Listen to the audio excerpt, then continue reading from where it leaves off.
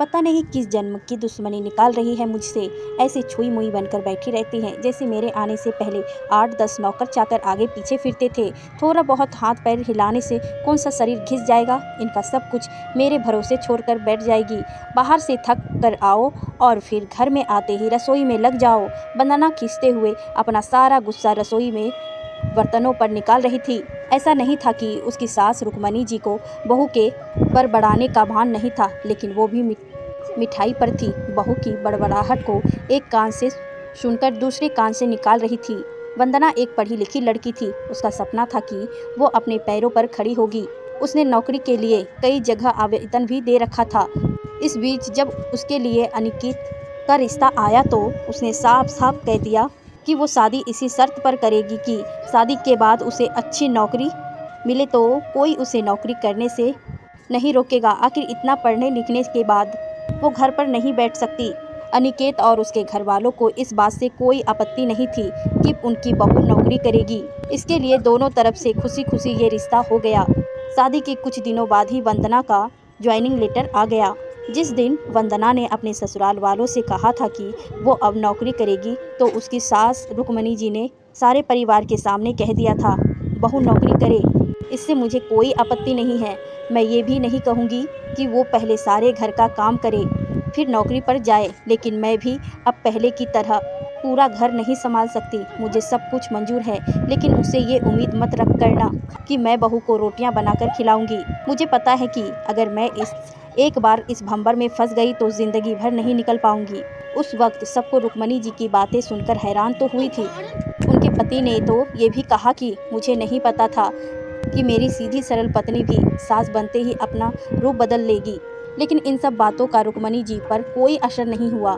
वो तो अपनी जिद पर अड़ी थी। खैर वंदना को तो नौकरी करनी ही थी, क्योंकि घर के थोड़े से काम के लिए वो अपनी इतनी अच्छी नौकरी तो नहीं छोड़ सकती थी। वहीं उसके पति और ससुर जी ने भी नौकरी की इजाज़त दे दी थी, तो वो फिर कहाँ रुकने वाली थी। इस समस्या का ये हल निकाला गया कि घर के कामों के लिए एक कामवाली और खाना बनाने के लिए कुक रख ली गई। खाना बनाने वाली सुबह और शाम खाना बनाकर चली जाती। वंदना का काम था ऑफिस से आकर बस खाना परोसना। यूं ही दिन निकल रहे थे। वंदना की शादी को 2 साल हो चुके थे। अब तो वंदना और बाकी सब घर वालों को इस रूटीन की आदत हो गई थी, लेकिन मुश्किल तो तब होती थी जब कभी खाना बनाने वाली छुट्टी ले लेती थी। ऐसा ही कुछ इन 2 दिनों से हो रहा था, जिस कारण से वंदना खिंची हुई थी। ऑफिस से आकर रोटियां बनाना उसे बहुत बड़ा बोझ लगता था। वैसे तो रुक्मणी जी इन दिनों में सब्जियां काट कर बना देती थी, लेकिन बहू के ऑफिस से आने के बाद रसोई में झांकती भी नहीं थी। उस समय वंदना को अपनी बैठी हुई सास बहुत चुभती थी। वो बड़बड़ाती रहती और रोटियां बनाती रहती। बाद में अपनी माँ से फ़ोन पर भर भर कर शिकायत करती, जिसके बाद उसे थोड़ा सा सुकून मिलता था। कुछ दिनों बाद वंदना के भाई की शादी भी तय हो गई। वंदना की होने वाली भाभी भी नौकरी पेशा था। वंदना की माँ ने सगाई के वक्त ही खुश होते हुए गर्व से कह दिया, भाई मैं तो और टासों की तरह नहीं हूँ जो बहू के आने पर हाथ धरकर बैठ जाऊँ। जब अभी तक पूरा घर संभाल रही थी तो अब क्यों नहीं मेरी बहू को मेरी तरफ से पूरी छूट रहेगी। जब एक माँ अपने बच्चों को रोटियां बनाकर खिला सकती है तो बहू को क्यों नहीं खिला सकती। बहू तुम निश्चित होकर नौकरी करना, रसोई में संभाल लूंगी। वंदना की माँ के उच्च विचार सुनकर उसकी होने वाली भाभी का पूरा परिवार और खुद वंदना भी गदगद हो गई। वाह माँ, आप कितने बड़े दिल की हो। काश मेरी सास भी आपकी तरह होती, लेकिन मेरी किस्मत में ये सुख कहाँ। मेरी सास को तो बस हुक्म चलाना आता है। मुझे गर्व है कि मेरी माँ इतने खुले विचारों की है। अपनी चिड़चिड़ाहट निकालते हुए वंदना बोली। कुछ दिनों में ही वंदना के भाई की शादी हो गई और कुछ दिनों बाद ही वंदना की भाभी ने अपनी नौकरी ज्वाइन कर ली। वंदना की माँ भी अपनी बहू को हथेलियों पर रखती थी। सुबह उसका नाश्ता, टिफिन, रात का खाना भी तैयार रखती थी। अपने हाथों से परोसकर सबको खाना खिलाती थी। उनकी बहू भी मम्मी जी करती हुई अपनी पसंद नापसंद बताती रहती थी, जिसे वंदना की माँ ने बड़े चाव से पूरा करने में लगी रहती थी। खुशी खुशी दिन बीतते रहे थे, लेकिन ये प्रक्रिया अब उदासीनता में बदल रही थी।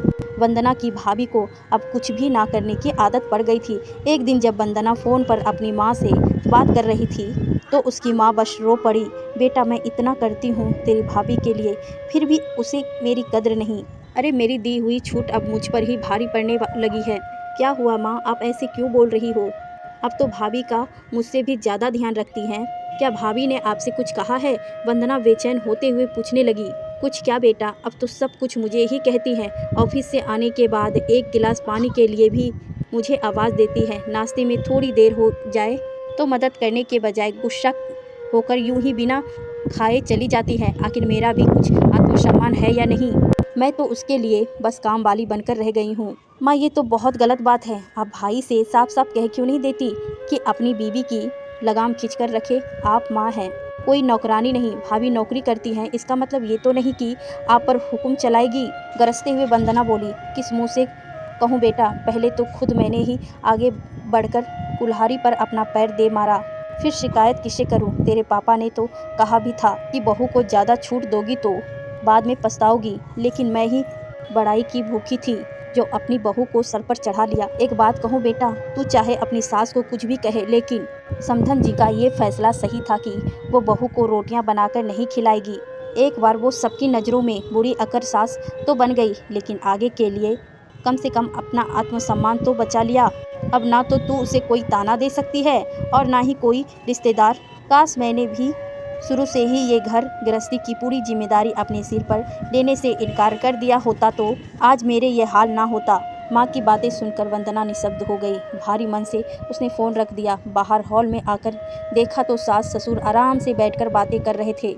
बातें करते करते उसकी सास अपनी नाखूनों पर लेन पेंट लगा रही थी, जिसे देखकर ससुर जी उन्हें चिढ़ा रहे थे। अब बुढ़ापे में ये फैशन करके किसे दिखाओगी? मेरे तो नज़र भी कमज़ोर हो गए हैं, किसी को नहीं दिखाना मुझे। मैं तो अपनी खुशी के लिए लगाती हूँ। सारी उम्र तो घर गृहस्थी में उलझी रही, अब अवकाश का वक्त आया है तो अपने शौक़ तो पूरे कर लूँ। पता नहीं कब भगवान के घर से बुलावा आ जाए। वंदना की सास मुस्कुराते हुए बोली। पता नहीं आज क्यों वंदना अपनी सास की बातें सुनकर चिढ़ नहीं रही थी, बल्कि वो भी मुस्कुरा उठी। सही तो कह रही है, सही तो कह रही है मम्मी जी। एक गृहिणी को अपने लिए वक्त ही कब मिलता है? पहले अपने बच्चों को पाल पोस कर बड़ा करो, फिर कामकाजी बहू आ जाए तो उसे और उसके बच्चों को संभालो।